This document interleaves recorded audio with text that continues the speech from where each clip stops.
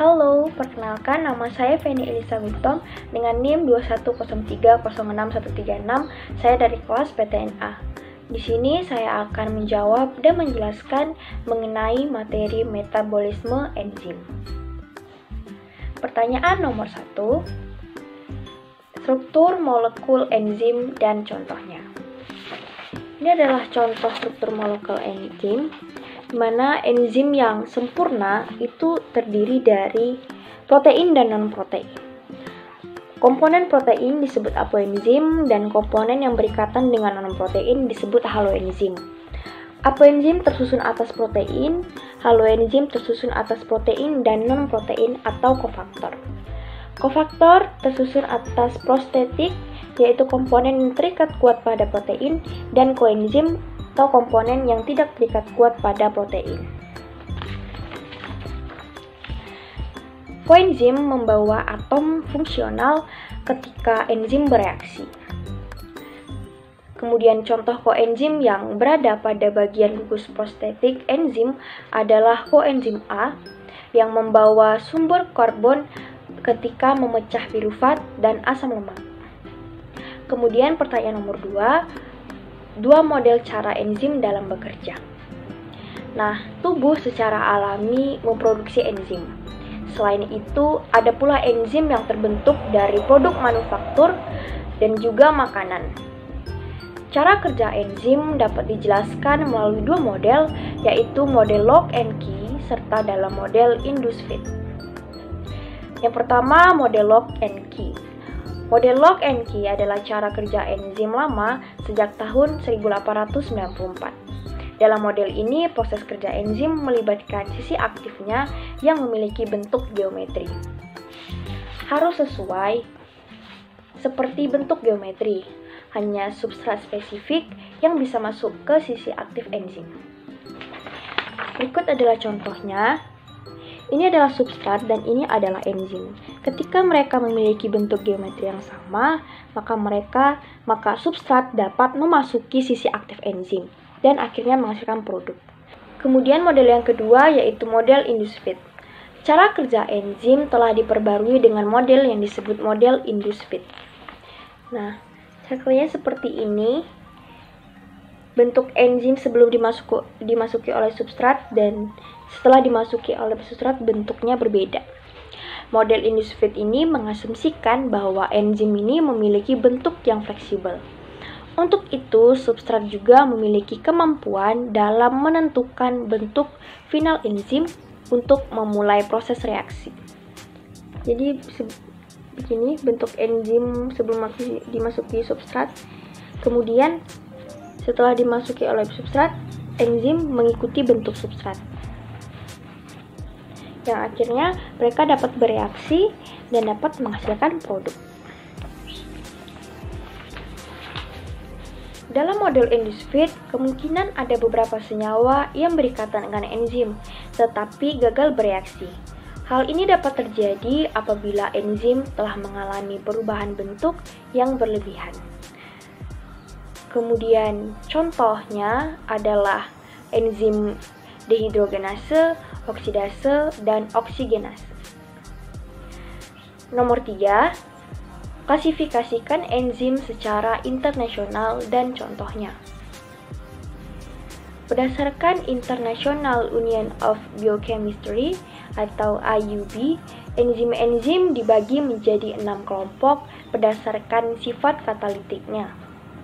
Yang pertama, oksidareduktase adalah enzim-enzim yang mengkatalisis atau mengolah reaksi oksidasi dan reduksi, dan biasanya menggunakan koenzim NAD, NADP, FAD, atau koenzim Q. Contohnya adalah enzim dehidrogenase, oksidase, dan oksigenase. Kemudian yang kedua ada transferase. Transferase ini adalah enzim-enzim yang mengkatalisis pemindahan gugus tertentu seperti aldehid, keton, fosfat, atau glikosil. Contohnya adalah enzim aminotransferase, transketolase, dan transaldolase. Kemudian yang ketiga ada hidrolase, yaitu enzim-enzim yang mengkatalisis pemecahan ikatan antara karbon dengan atom lainnya melalui penambahan molekul air. Contohnya adalah enzim amidase, peptidase, dan fosfatase. Yang keempat yaitu liase. Enzim-enzim yang mengkatalisis pemecahan ikatan karbon-karbon, karbon sulfur, dan karbon nitrogen. Contohnya adalah enzim dekarboksilase, aldolase, dan deaminase.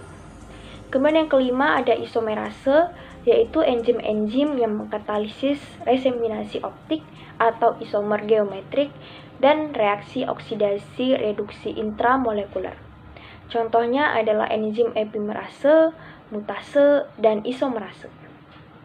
Kemudian yang keenam, ligase adalah enzim-enzim yang mengkatalisis pembentukan ikatan antara karbon dengan karbon, kemudian karbon dengan sulfur, karbon dengan nitrogen, serta karbon dengan oksigen.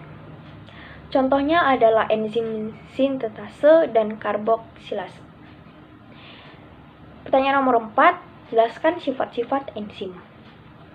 Secara umum, enzim memiliki 6 sifat khas. Keenam sifat ini antara lain adalah sebagai berikut.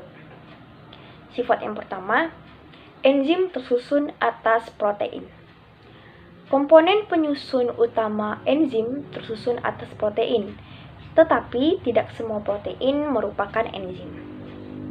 Kemudian yang kedua, enzim merupakan biokatalisator. Seperti dalam pengertiannya, enzim ini bersifat biokatalisator. Artinya, enzim hanya mengubah kecepatan reaksi dengan menurunkan energi aktivasinya. Yang ketiga, enzim bekerja secara spesifik. Suatu enzim hanya bekerja pada substrat yang spesifik untuk membentuk produk yang spesifik juga. Dalam hal ini, kita bisa membayangkan enzim sebagai kunci yang mempunyai bentuk khusus, sehingga hanya bisa membuka satu gembok saja. Contohnya, enzim amilase yang hanya bekerja pada substrat berupa amilum atau pati. Yang keempat, enzim dapat digunakan berulang kali. Selama enzimnya tidak rusak, enzim bisa digunakan berulang-ulang karena tidak ikut bereaksi. Yang kelima, enzim tidak ikut berubah menjadi produk. Walaupun enzim bekerja untuk mengubah substrat menjadi produk, tetapi enzim tidak ikut berubah menjadi produk. Sifat yang keenam, kerja enzim bersifat bolak-balik atau reversible. Suatu enzim dapat melakukan reaksi dua arah, yaitu dari substrat menjadi produk atau produk menjadi substrat. Kemudian pertanyaan nomor 5, cara kerja katalis. Nah, berdasarkan cara reaksinya, katalis dapat dibagi menjadi dua tipe, yaitu heterogen dan homogen. Dalam reaksi heterogen, katalis memiliki fase yang berbeda dengan reaktan atau bahan yang bereaksi. Pada reaksi homogen, katalis memiliki fase yang sama dengan reaktannya. Pada reaksi heterogen, pertama-tama reaktan akan terjerap pada permukaan aktif katalis. Selanjutnya akan terjadi interaksi baik berupa reaksi sebenarnya pada permukaan katalis atau terjadi pelemahan ikatan dari molekul yang terjerap. Setelah reaksi terjadi, molekul hasil reaksi atau produk dilepas dari permukaan katalis. Oleh karena itu, katalis yang baik perlu memiliki kemampuan menjerap dan melepaskan yang baik. Pada reaksi homogen, biasanya proses terjadi dalam bentuk gas atau terjadi di dalam satu fase cair tunggal. Kemudian pertanyaan nomor 6, faktor yang mempengaruhi kerja enzim.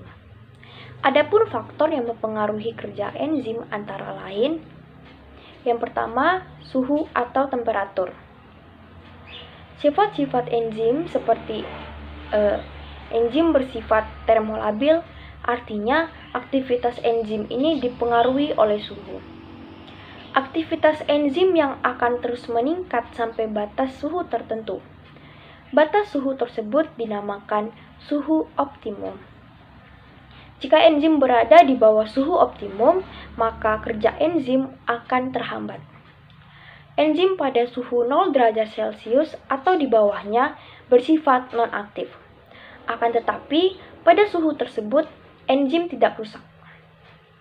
Kenaikan suhu dapat meningkatkan aktivitas enzim. Namun, jika suhu melebihi batas optimum, maka enzim dapat mengalami denaturasi atau kerusakan. Hal ini akan mengakibatkan enzim tidak dapat berfungsi sebagai katalis lagi. Contoh, enzim manusia memiliki suhu optimum 35 derajat Celcius hingga 40 derajat Celcius. Enzim pada bakteri yang hidup di air panas memiliki suhu optimum 70 derajat Celcius atau lebih. Yang kedua, derajat keasaman atau pH. Karena molekul enzim pada umumnya adalah protein globular, bentuk dan fungsinya dapat dipengaruhi oleh perubahan pH cairan di sekitarnya. Sebagian besar enzim memiliki pH optimum antara 6 sampai 8. Perubahan pH mengakibatkan sisi aktif enzim berubah keefektifannya dalam membentuk kompleks enzim substrat sehingga dapat menghalangi terikatnya substrat pada sisi aktif enzim. Selain itu, perubahan pH juga mengakibatkan proses denaturasi atau kerusakan pada enzim. Denaturasi oleh pH yang ekstrim biasanya bersifat bolak-balik, tetapi tidak bolak-balik pada denaturasi yang terjadi karena suhu panas. Peningkatan suhu akan meningkatkan laju tumbukan antara enzim dan molekul substrat, sehingga akan meningkatkan laju pembentukan kompleks enzim substrat dan meningkatkan kecepatan reaksinya. Kemudian yang ketiga, konsentrasi enzim dan substrat.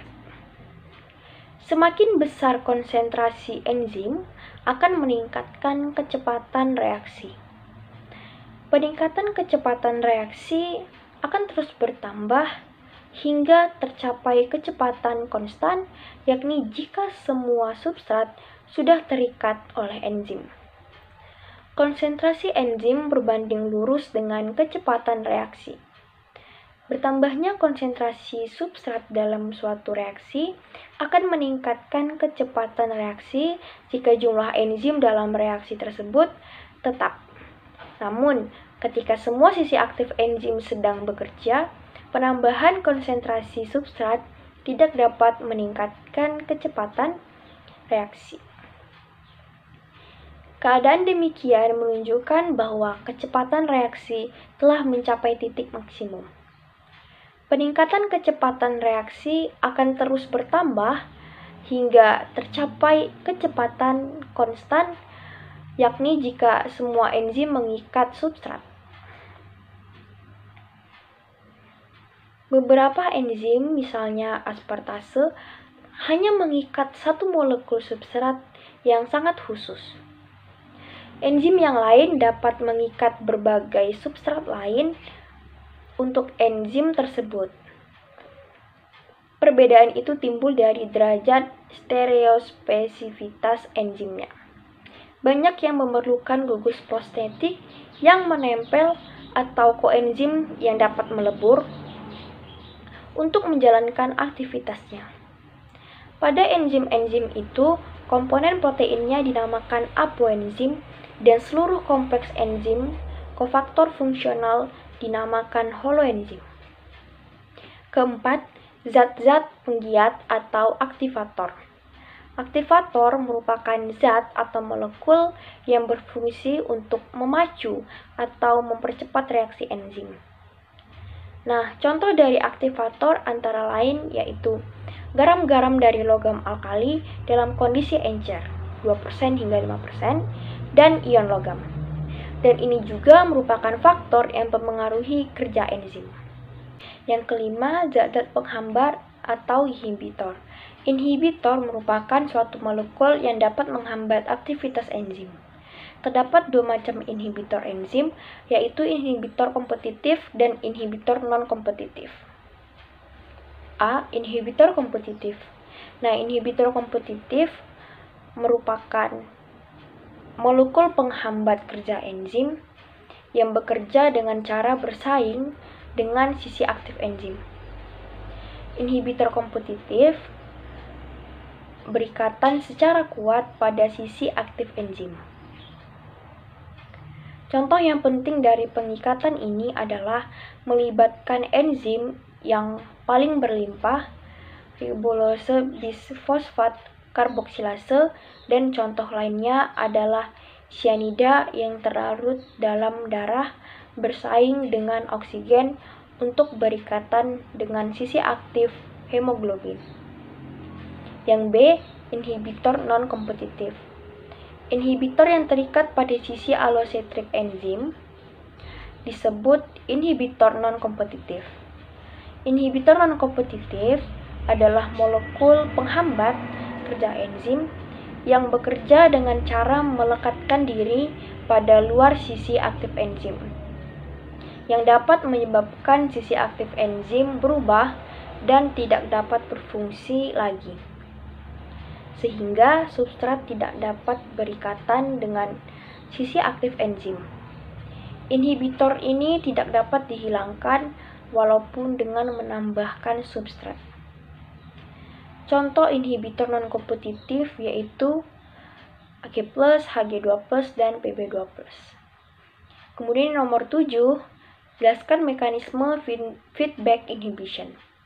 Feedback inhibition merupakan suatu mekanisme penghambatan aktivitas enzim pertama dalam jalur biosintesis oleh produk akhir jalur tersebut. Reaksi pertama dalam jalur biosintesis menghasilkan produk intermediate yang digunakan oleh enzim berikutnya sebagai substrat. Dengan demikian, penghambatan aktivitas enzim pada reaksi pertama dapat menghindarkan sel dari penggunaan persediaan energi dan pembentukan produk intermediate yang tidak diperlukan.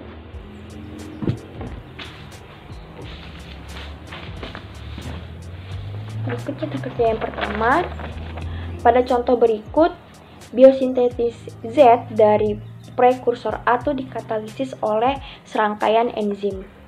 Nah, jadi biosintesis Z dari prekursor A dikatalisis oleh serangkaian enzim. Itu enzim 1, enzim 2, enzim 3, enzim 4, dan enzim seterusnya. Kemudian, konsentrasi Z yang tinggi itu menghambat perubahan A menjadi B. Kemudian penghambatan terjadi karena Z ini mampu terikat pada enzim 1 atau enzim 1 pada sisi selain sisi kataliknya. Pengikatan Z pada E1 ini menyebabkan perubahan konformasi yang menurunkan efisiensi kataliknya. Dalam contoh ini, Z adalah modulator negatif atau inhibitor dari enzim 1. Pada gambar yang kedua, pada jalur biosintesis yang bercabang, reaksi awal menyebabkan sintesis beberapa produk. Pada contoh berikut, baik Y maupun Z itu disintesis oleh prekursor yang sama, yaitu A, melalui jalur yang berbeda. Nah, akumulasi Y menyebabkan penghambatan pada enzim 3 aksen.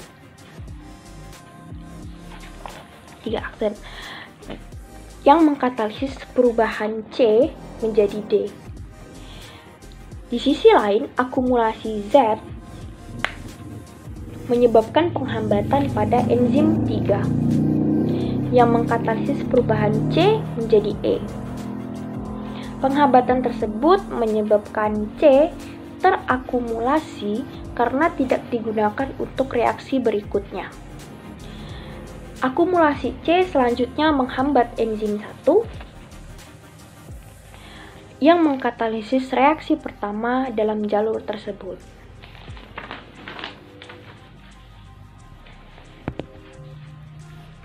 Mekanisme penghambatan ini tetap memungkinkan sintesis produk akhir dari suatu cabang, meskipun sintesis produk akhir yang lain dari cabang yang berbeda itu dihambat.